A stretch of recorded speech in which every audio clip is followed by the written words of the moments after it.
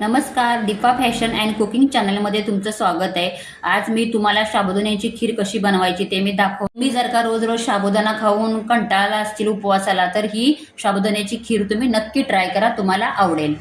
आता मी गॅसवर कढई ठेवलेली आहे, त्याच्यामध्ये 2 चमचे तूप घातलं आणि चिरून घेतलेले ड्रायफ्रूट मी पहिले चिरलेले होते। तुपामध्ये ड्रायफ्रूट टाकून घ्यायचे, त्याच्यानंतर ते चांगले शेकून घ्यायचे, नंतर ते काढून घ्यायचे। चांगले शेकले पाहिजेत ते ड्रायफ्रूट तुपामध्ये, क्रिस्पी झाले पाहिजेत। त्याच्यानंतर उरलेल्या तुपामध्ये आपण भिजवलेला साबुदाणा घालून घ्यायचा। मी रात्रभर भिजवला होता हा साबुदाणा, चांगला भिजला पाहिजे तो साबुदाणा आणि असा परतून घ्यायचा साबुदाणा। तो एकदम फुलला पाहिजे तो तुपामध्ये साबुदाणा, फुलला म्हणजे आपल्या खीरमध्ये तो विरघळणार नाही, असा फुलला पाहिजे। त्याच्यानंतर मी इथे अर्धा लिटर दूध घेतलेलं ते आपण घालून घ्यायचं त्याच्यामध्ये।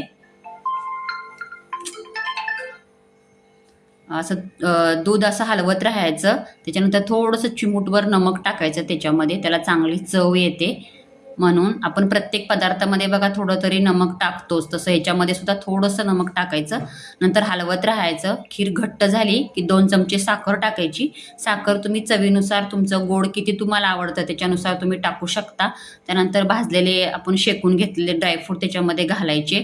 त्यानंतर घट्ट खीर होईपर्यंत अशी हलवून घ्यायची। त्यानंतर साबुदाणा शिजलाय का तो बघायचा त्याच्यामध्ये असा दाबून। त्याच्यानंतर घट्ट होईपर्यंत हलवत राहायचं, नाहीतर मग ती कढईला चिपकेल। आता आपली खीर तयार झालेली आहे बघा, मस्त घट्ट झालेली आहे। आणि नंतर आपण अर्धा चमचा वेलची पूड टाकायची वरून, त्याच्यावरून ती वेलची पूड पण चांगली हलवून घ्यायची त्याच्यामध्ये। आणि आता आपण गॅस बंद करून ती खीर आपण काढून घेऊया। खीर आपली तयार झालेली आहे, ही तुम्ही नक्की ट्राय करा। ही खीर तुम्हाला कशी वाटली मला कमेंटमध्ये नक्की सांगा।